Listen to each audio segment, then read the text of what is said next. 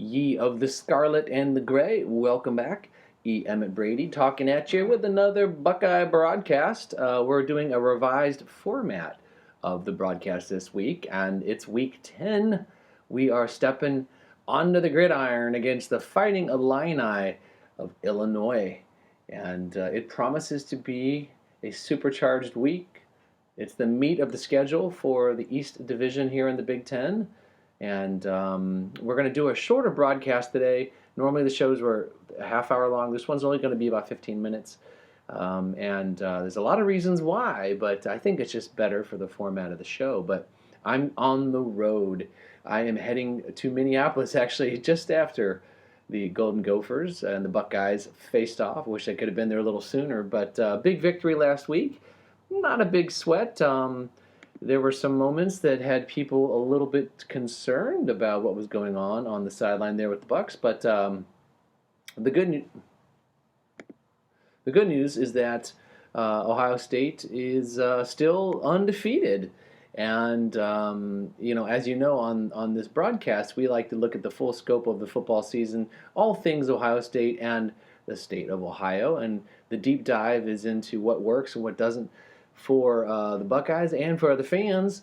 And on this edition of the Buckeye broadcast, of course, just like every other edition, we're going to do a Dama segment as well. What to talk about? Well, it had to do, what clued me in was an injury that happened on the field last week to Braxton Miller when he landed. And so we're going to talk a little bit today about the dynamic planes of the human body. Did you know you have dynamic planes? Yes, you do. You use them every day. Well, hopefully you do. And when we're watching any sports team play, these superior athletes, you better believe we're seeing dynamic planar activity. So, last week against Minnesota, I wasn't too keyed up. I was in a restaurant in Davis, and it was invaded by a championship young men's soccer team that was playing in the state championship. It was really exciting, but they didn't really get into the football game enough. They were soccer fans, right? And I was watching it. I never really felt like the game was going to slip out of control, but the big controversy was, in the fourth quarter, the Golden Gophers were down by one touchdown. This will not do. This is not the appropriate positioning of a team that should be as dominant as the Buckeyes. Now, the players and the coaches, including Coach Meyer, have said several times that, we're still undefeated. Don't look away from that statistic, and I certainly do not. However, they have repeatedly this season, I think, as a team, let teams hang around too long. And it's really been that way across the spectrum this year in the football season. I think the whole college, all the Division I games that I've watched and the games I've been following, it seems like any given week somebody can fall. I said several weeks ago, I made the prediction, my Final Four were going to be, at one point, it was going to be Baylor, TCU, Clemson, and Ohio State. And obviously I wasn't thinking too clearly there, thinking that two teams were going to come from, the Big 12. But, the SEC now is in the hunt as well. Ohio State's not even number one this week. That's why I didn't start off with my little Whoa Nelly. I'm a little bummed about that.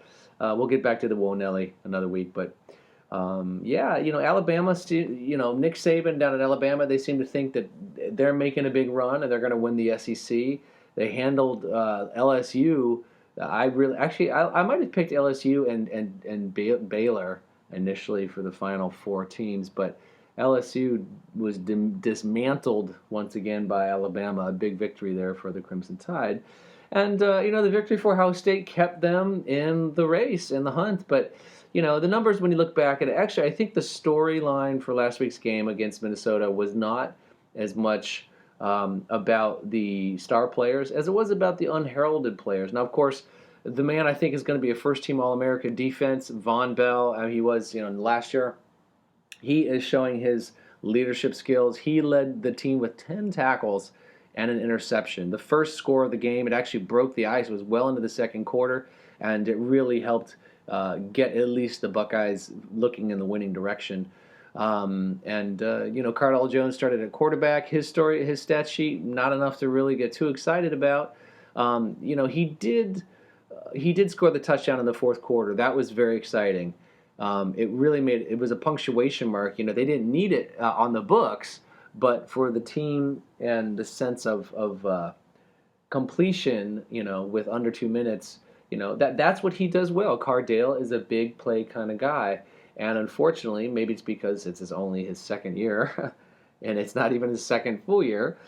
He is just not quite a team leader. He's not ready to run an offense, but he is a fantastic athlete. So the defense did a great job too. They held Minnesota to 314 total yards of offense. They did give up those late scores, which was unnecessary. Minnesota was pulled within 7, but then they tried a funky onside kick. It just didn't work. It went out of bounds, and that led to Cardale Jones' run to seal the deal. So, I forgot to mention too, of course, Ezekiel Elliott back in effect. 26 carries, 114 yards, and a touchdown. His streak is now 14 games. That's leading the FBS. And I think the Buckeyes now are at a point where they have won more consecutive games, I think, than any other team except for maybe Coach Urban Meyer's Florida team. So there you go. The man knows how to win. There is nothing in question about that. So before I talk about the Dama topic, I wanted to bring your attention once again to the very special Buckeye broadcast we're going to do. Circle the date. It's November 28th, Saturday. Of course, you probably know it already. That's the Michigan-Ohio State game in Ann Arbor.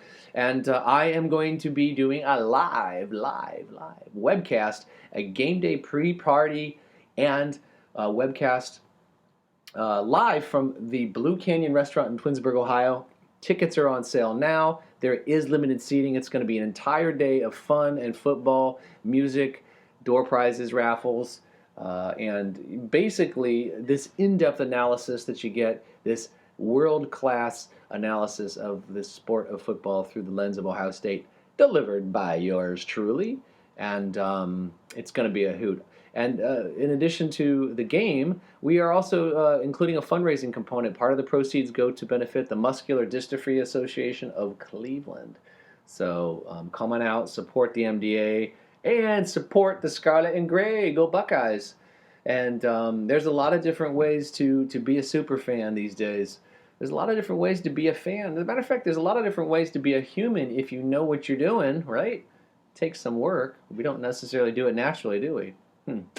So as you move about your day, you have things that you do as a human that keep you busy. You sit, you stand, you drive, you do the dishes, you change your clothes, you use the bathroom, you brush your teeth, you sleep at night. And every time you shift into a different position, you are changing the plane of your body. Now, in physiology and anatomy, there are several planes of the body, and you don't really have to remember them, but it's good that you hear about them. It's good as a point of reference. So the most simple one that I can talk about is the transverse plane. That's when you're cut in two, right? So if there's an imaginary line, imaginary sheet of plastic that is slid into just above your hips, all the way through your body, like the magic trick on stage, sewing the assistant in half, that is the transverse plane.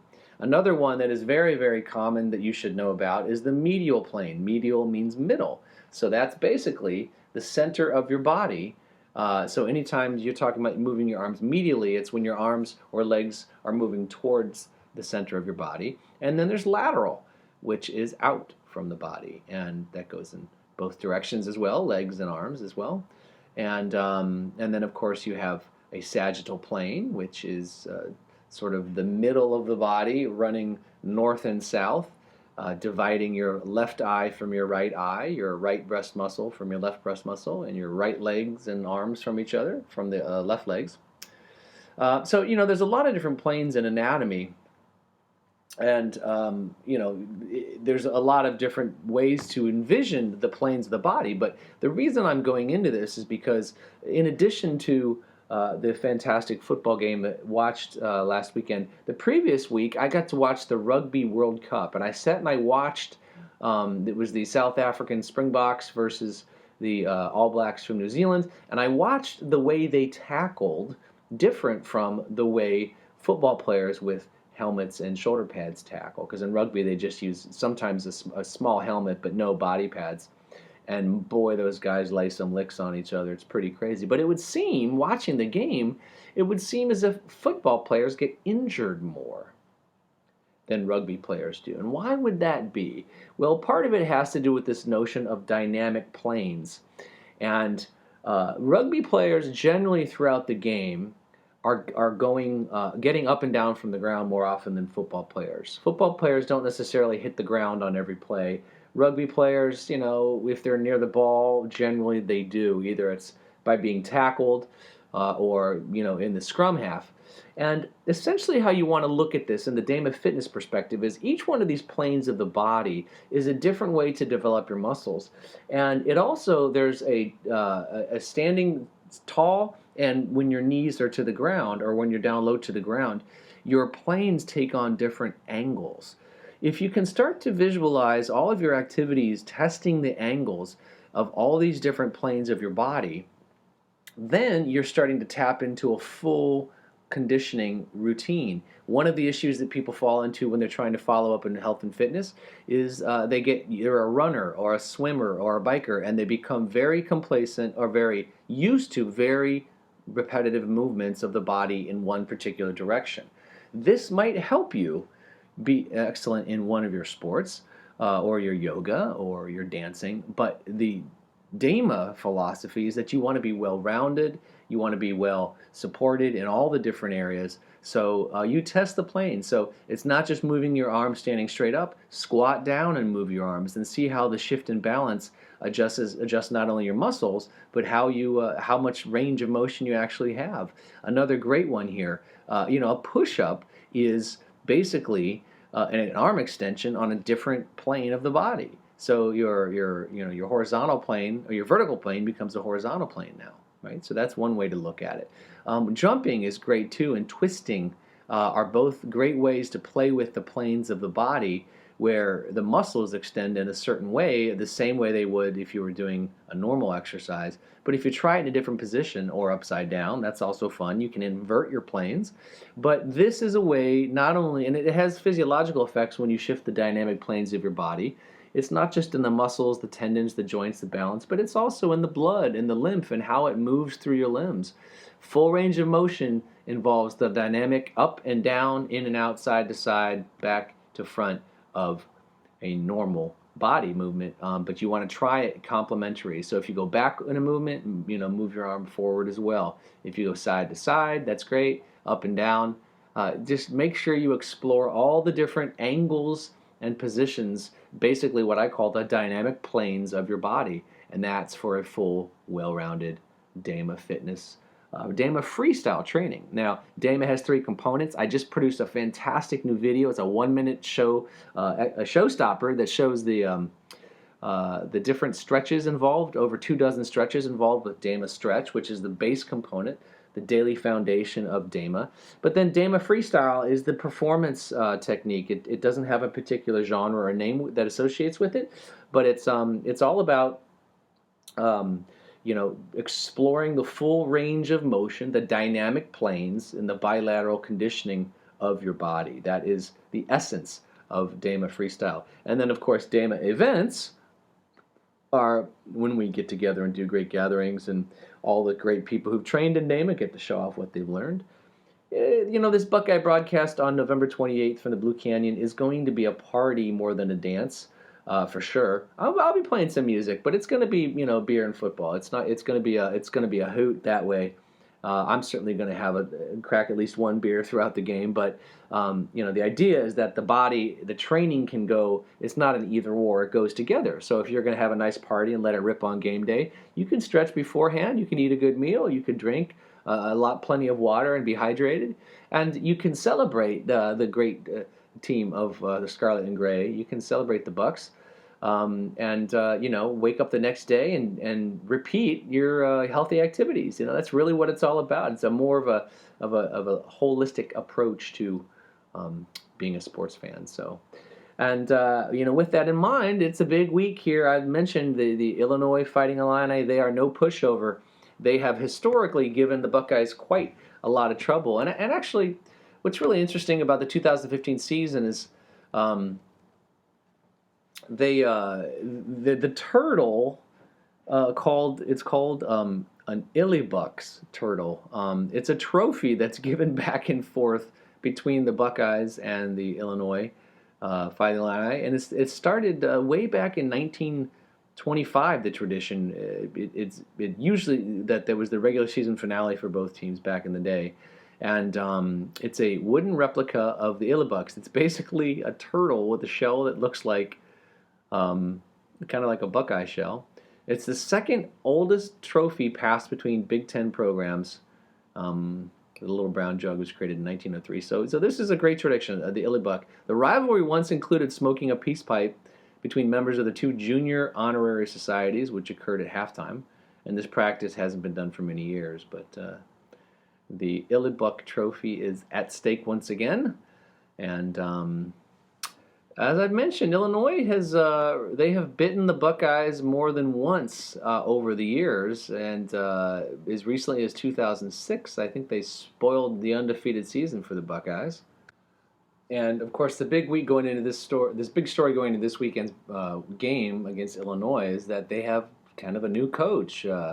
Their coach Tim Beckman was fired rather unceremoniously, and the new coach Bill Cubit took over. And it was a short ramp up for the coach to try and take over the team. He's done a good job. They won a few games over the last couple of weeks. They beat up on Purdue. Everybody beats up on Purdue, though. But it was a good win for the Illini. They have their senior running back, who seems to be probably the biggest threat that they have coming into the game. Josh Ferguson had a big week, had over 130 yards against Purdue. And they have a freshman named Keshawn Vaughn. Now, this kid is really, really impressing people. And apparently other teams are starting to set their defenses to slow him down. He's that quick and that fast along the perimeter from what I've seen as well. But the offense just doesn't ever quite get going. They have a junior quarterback, Wes Lunt. He's a transfer from Oklahoma State. And he finished last year 14 touchdowns, 3 interceptions. It's not totally his show. They know they're going to go to the air, and Lunt's thrown the ball at least 40 times in 5 of his team's 9 games. So they are a passing team. Unfortunately, once again, they have not run into the scarlet and gray curtain before, the deep backs, and as I mentioned, Von Bell, had an outstanding game last year. I think this week is really the game when, rather than the defensive line or the linebackers, it's the back four, Von Bell and the boys stepping up. And I think the deep ball, if they can keep Illinois without having a lot of 15 to 20 yard passes, if they can keep a short game in place, Illinois can go deep, but the Buckeyes have one of the best deep coverages in the country, and that's been shown. I think really where the Buckeyes get vulnerable against big passing teams is draw plays and quarterback keepers. So our linebackers are going to have to pay attention and kind of keep that in check. Defensively, Illinois, they're right in the middle of the conference in passing and defense.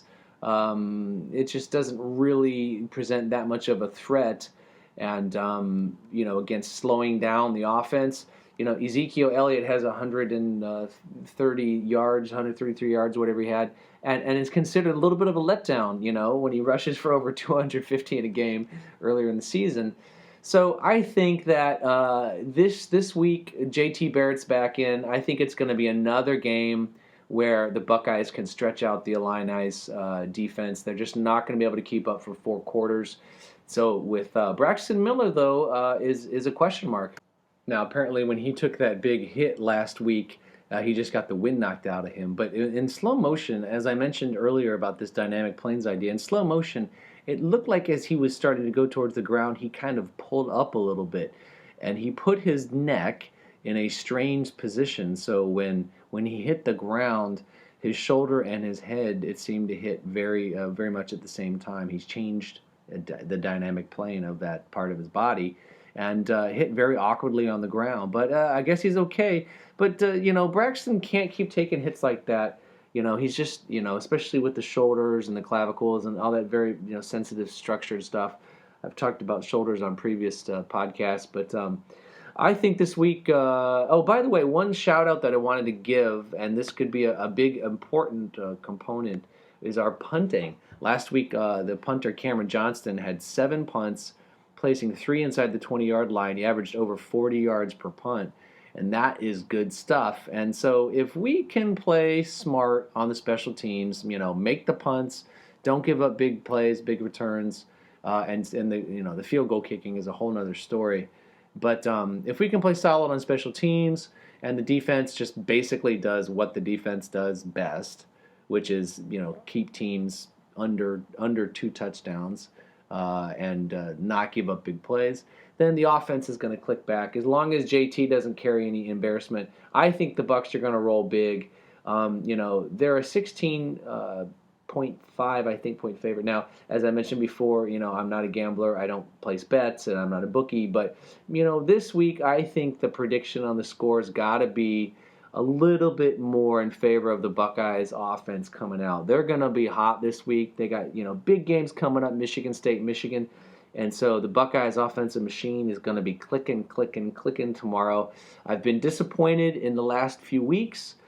They haven't scored as much as I thought they would, but I think this week they're going to do just fine. And I think the final score is going to be 38-17. There's your pick. 38-17 in favor of the Scarlet and the Gray. And I was going to say 38-14, but I think Illinois can score some points. Actually, let's change that. We're going to make it 38. Yeah, we're going to say 38-14. 38-14. Yeah, they're not going to score 3 times against the Buckeyes. That's just how I feel about it. So once again, we need your support, those of you in Northeast Ohio, for this upcoming Buckeye broadcast, because it's a fundraiser. So if you want to support the MDA, come on out. Tickets are on sale now. You can buy them at www.dayma.us. And don't forget to check out the new video, the Damon Stretch video, while you're there. And you can also watch the YouTube channel to hear all of the Buckeye broadcasts archived throughout the year. And on the next show, I'm going to give my point tally, see how I've done for the season, how close my predictions have come. But again, this weekend, 38-14, the Bucs are going to roll. Thanks for tuning in. And as you go about the day, remember this is not just about having the best football team in the land, but it's also about having the best fans, the healthiest, the most inspired, the most optimized fans in the country. Thanks for tuning in. The Buckeye Broadcast.